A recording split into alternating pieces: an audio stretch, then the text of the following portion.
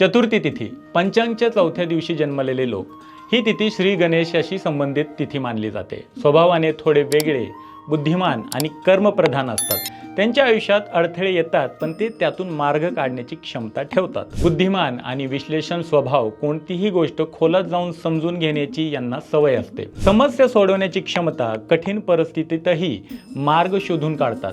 स्वतंत्र विचारसरणी, स्वतःचा मार्ग स्वतः निवडतात।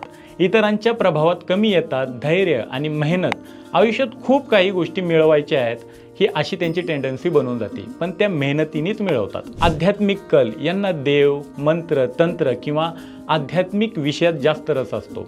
हट्टीपणा खूप असतो, स्वतःचे मत बदलायला कठीण जातं यांना। राग पटकन येणे, लहान गोष्टींवर चिडचिड होऊ शकते।